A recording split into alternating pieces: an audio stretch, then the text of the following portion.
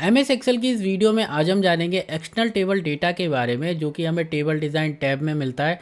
इस ऑप्शन की मदद से हम एक्सेल की शीट पे एक्सटर्नल डेटा को इंपोर्ट कर सकते हैं, और जो भी एक्सटर्नल डेटा हम एक्सेल की शीट पे इंपोर्ट करते हैं उन दोनों में एक लिंक बन जाता है, जिससे कि जो भी आप चेंजेस एक्सटर्नल डेटा में करोगे वही चेंजेस आपको एक्सेल की शीट में देखने को मिलता है।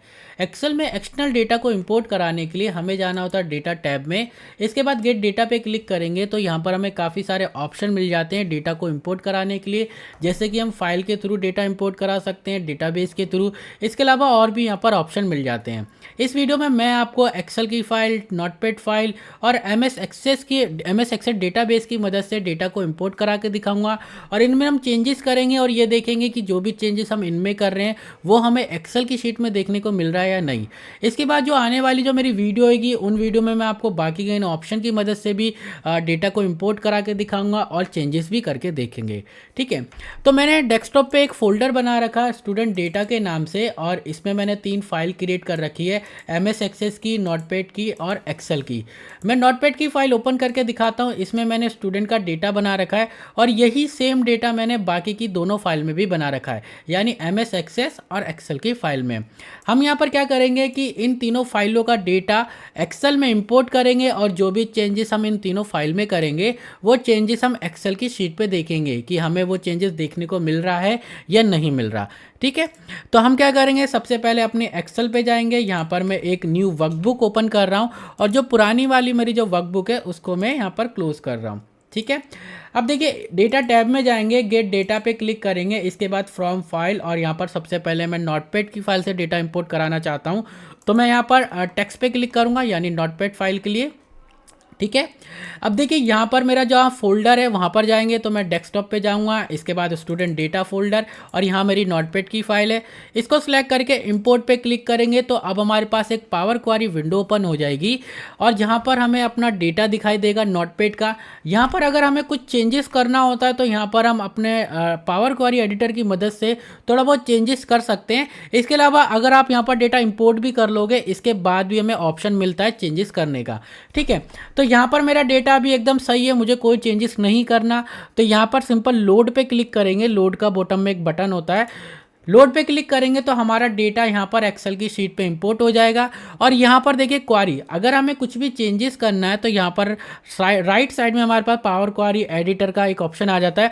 जैसे इस पर डबल क्लिक करोगे तो पावर क्वारी एडिटर आपका ओपन हो जाएगा। तो अभी मैं इसको क्लोज कर रहा हूँ। ठीक है, अभी हमारा पावर क्वारी एडिटर का टॉपिक नहीं है, अभी हमें डेटा इंपोर्ट करना है और उसमें चेंजेस वगैरह करके देखने हैं। ठीक है, अब देखिए यहाँ पर मैंने नोटपैड की मदद से डेटा इंपोर्ट करा लिया, और टेबल डिज़ाइन टैब में जाएंगे तो यहाँ पर देखिए अब हमारा रिफ्रेश का जो ऑप्शन है वो इनेबल हो गया। यहाँ पर देखिए लिंक, यहाँ पर अनलिंक हमारा इनेबल हो गया, क्योंकि देखिए हमारी नोटपैड की फाइल और इस एक्सेल की फाइल में लिंक बना है। अगर मैं इसको अनलिंक कर दूंगा ना तो जो लिंक बनाया वो हट जाएगा। इसका मतलब ये होगा कि जो भी चेंजेस हम वहाँ करेंगे वो चेंजेस हमें यहाँ देखने को नहीं मिलेगा। ठीक है, तो अब मैं नोटपैड की फाइल में जा रहा हूँ अपने, यहाँ पर मैं नोटपैड की फाइल ओपन कर रहा हूँ। अब देखिए जो भी चेंजेस मैं इस फाइल में करूँगा वो चेंजेस हमें यहाँ देखने को मिलेगा। इसके लिए मैं क्या कर रहा हूँ कि मैं रोल नंबर पे जा रहा हूँ, और यहाँ पर मैं 3 की जगह इसे 9 कर रहा हूँ। अब मुझे अपनी नोटपैड की फाइल को सेव करना है। जो भी चेंजेस आप अपनी फाइल में करोगे उसको आपको सेव करना जरूरी है। ठीक है, तो मैंने यहाँ पर 3 से 9 करा, इसके बाद नोटपैड की फाइल को सेव करा। अब देखिए यहाँ पर मैं इसको रिफ्रेश करूँगा इस पर, तो देखिए यहाँ पर 3 की जगह 9 हो गया।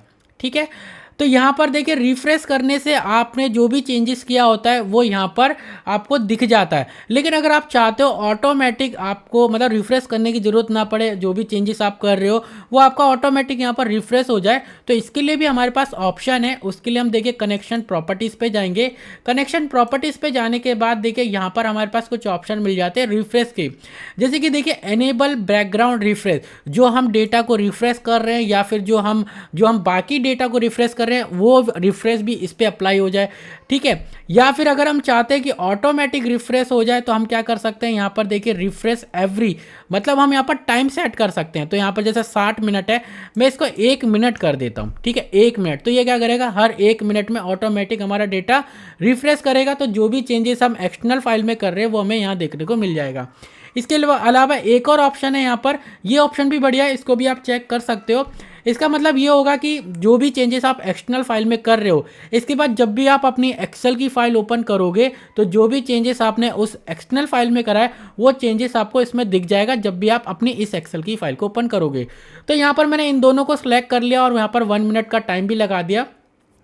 अब मैं यहाँ पर इसको ओके पे क्लिक कर दे रहा हूँ और यहाँ पर अपनी नोटपैड की फाइल में जाके यहाँ पर ये जो रोल नंबर है, रोल नंबर नहीं, यहाँ पर नेम को कर देते हैं रोहित की जगह कर देते हैं यहाँ पर किरण लिख देते हैं, ठीक है। और इसको मैं कर देता हूँ सेव। अब हमको 1 मिनट तक देखना है, जब तक 1 मिनट होगा हम बाकी के अपने ऑप्शन देख लेते हैं, ठीक है। अब देखिए यहाँ पर रिफ्रेश और रिफ्रेश ऑल दो ऑप्शन मिलते हैं, या तो आप रिफ्रेश पे क्लिक करो या फिर रिफ्रेश ऑल पे।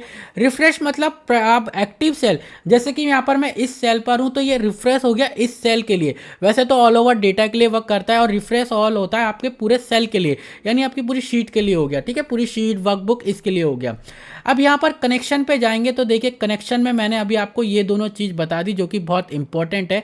इसके बाद अगर हम यहाँ पर डेफिनेशन पे जाएंगे और यहाँ पर यूज्ड इन, तो ये डेटाबेस के लिए होता है। जब हम अपने डेटा को, मतलब जो भी एक्सटर्नल डेटा डेटाबेस के थ्रू इंपोर्ट करते हैं तब ये ऑप्शन हमारे लिए यूजफुल होता है, जब हम यहाँ पर देखिए अपनी क्वारी वगैरह लिख सकते हैं, जैसे कि अगर हमने एसक्यूएल की मदद से डेटा इंपोर्ट कराया है, ठीक है, उस टाइम में। और यहाँ पर देखिए हमारे जो भी लोकेशन होती है वो बताता है यूज्ड इन। और यहाँ पर आप अपनी डिस्क्रिप्शन लिख सकते हो कि मतलब किस तरीके का डेटा है, क्या आपने इंपोर्ट कराया है। और यहाँ पर आपकी जो भी फाइल का नेम होता है, जैसे मेरी नोटपैड फाइल का नेम स्टूडेंट डेटा है, तो वो हमको यहाँ शो हो रहा है, ठीक है। तो यहाँ पर इसके बाद देखिए यहाँ पर मैंने अभी आपको कनेक्शन प्रॉपर्टीज़ के बारे में बता दिया।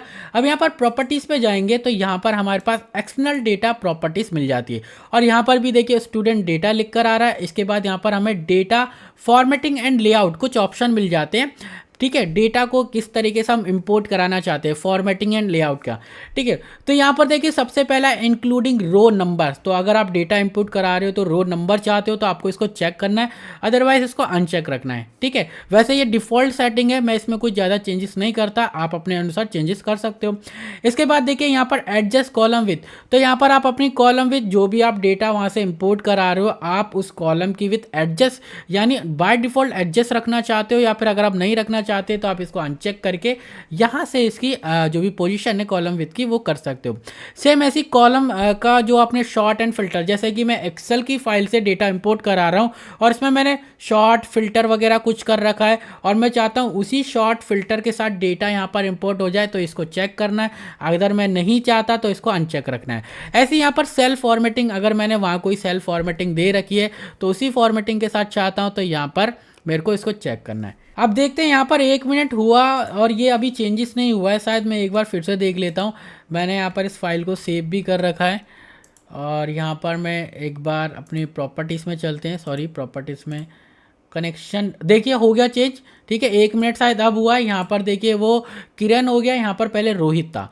तो इस तरीके से आप यहाँ पर ऑटोमेटिक टाइम भी सेट कर सकते हो और बहुत ही यूज़फुल है। और ये भी सेट कर सकते हो कि जब आप इसको फाइल को रिफ्रेश करो और आप इसको भी चेक कर सकते हो, आप तीनों ऑप्शन को चेक रख सकते हो एक साथ, कोई प्रॉब्लम नहीं होगी, ठीक है। तो यहाँ पर अभी मैं इन दोनों ऑप्शन को ही रहने देता हूँ। अब देखिए यहाँ पर अनलिंक अनलिंक अनलिंक क्या करेगा, अगर मैं यहाँ पर इसको अनलिंक कर दूंगा तो जो भी चेंजेस मैं वहाँ पर करूँगा वो मुझे यहाँ पर देखने को नहीं मिलेगा। अब तो यहाँ पर देखिए मैं जस्ट अनलिंक पे क्लिक कर रहा हूँ और यहाँ पर देखिए मेरे को यहाँ पर मैसेज दे रहा है this will be permanent, remove the query definition from this sheet, continue. Okay मुझे यही चाहिए, तो देखिए ये ऑप्शन मेरे आप डिसेबल हो गए, यानी मैं इनको यूज़ नहीं कर सकता। अब देखिए यहाँ पर मैं जा रहा हूँ और यहाँ पर मैं कुछ भी चेंजेस करता हूँ, जैसे कि यहाँ पर मैं इसको कर देता हूँ 13 और कंट्रोल एस से सेव करके यहाँ पर मैं अगर रिफ्रेश करने की कोशिश करूँगा तो देखिए कुछ होगा ही नहीं, चेंजेस ही नहीं होगा क्योंकि वो लिंक ही हट गया है। तो देखिए अभी मैंने नोटपैड की फाइल ओपन करके मैंने ये सारी चीज़ बताई। अब हम क्या करेंगे, यहाँ पर MS एक्सेस की फाइल को ओपन इंपोर्ट करके देखेंगे उसका डेटा, और एक्सेल की फाइल को भी। डेटा टैब में जाएंगे, यहाँ पर गेट डेटा पे क्लिक करेंगे और यहाँ पर मैं सबसे पहले डेटाबेस यानी MS एक्सेस डेटाबेस की मदद से डेटा इंपोर्ट कराना चाहता हूँ। तो यहाँ पर स्टूडेंट डेटा को सिलेक्ट करा, इंपोर्ट, हमारे पास पावर क्वेरी एडिटर की विंडो आ जाएगी जिसमें हमें हमारे डेटाबेस दिखाएगा, डेटाबेस के अंदर जो भी टेबल क्रिएट होती है वो दिखाएगा। तो ये मेरा डेटाबेस है और ये मेरी टेबल है, ठीक है। तो ये देखिए डेटा मुझे एकदम ठीक लग रहा है। लोड पे क्लिक करेंगे और यहाँ पर हमारा डेटा इंपोर्ट हो जाएगा। कुछ भी चेंजेस करना है तो इस पर डबल क्लिक करिए, पावर क्वेरी एडिटर ओपन हो जाएगा। तो पावर क्वेरी एडिटर के बारे में भी सीखेंगे बाद में, ठीक है। अब देखिए यहाँ पर ये हमारा डेटा इंपोर्ट हो गया। अब मैं यहाँ पर अपनी MS एक्सेस की फ़ाइल ओपन करके कुछ भी चेंजेस करके देखता हूँ कि वो चेंजेस हमें देखने को मिल रहा है या नहीं मिल रहा। ठीक है, तो यहाँ पर अमित है, अमित की जगह मैं जस्ट यहाँ पर कौशल लिख देता हूँ और Ctrl+S से सेव करना ज़रूरी है। ठीक है, अब यहाँ पर जाएंगे और मैं इसको रिफ्रेश कर देता हूँ यहाँ पर, तो देखिए यहाँ पर कौशल हो गया। अब हम एक्सेल की फ़ाइल से भी डेटा एक बार इंपोर्ट करके देख लेते हैं। ठीक है, एक्सेल की फ़ाइल और यहाँ पर स्टूडेंट डेटा इंपोर्ट, और पावर क्वेरी एडिटर की विंडो नहीं आई है। यहाँ पर हमारी पावर क्वेरी एडिटर की विंडो ही है, सॉरी ये। और यहाँ पर देखिए हमारी ये शीट का नेम आ रहा है, सॉरी ये हमारी वर्कबुक का नेम है, ये हमारी शीट। तो जितनी शीट होएगी उसके अंदर वो सारी शीट आपको शो करेगा। तो शीट 1 पे मेरे पास ये डेटा है, लोड पे क्लिक करेंगे और यहाँ पर जो भी उस एक्सेल की फ़ाइल में डेटा है, जो कि स्टूडेंट का ही डेटा बना रखा है मैंने, वही सेम डेटा तो यहाँ पर इंपोर्ट हो जाएगा। तो इस तरीके से आप यहाँ पर डेटा इंपोर्ट कर सकते हो, मैंने आपको बता दिया। ठीक है, प्रॉपर्टीज़ ओपन ब्राउज़र ये हमारा डेटाबेस के लिए होता है, जब हम डेटाबेस वगैरह क्रिएट करेंगे। इसके बाद जो आने वाली जो वीडियो होगी मैं उसमें आपको export table to SharePoint list और यहाँ पर ये जो बाकी के ऑप्शन है इसके बारे में बताऊँगा। ठीक है, तो इस वीडियो में इतना ही, मिलेंगे नेक्स्ट वीडियो में। जब तक के लिए bye bye, thank you and take care.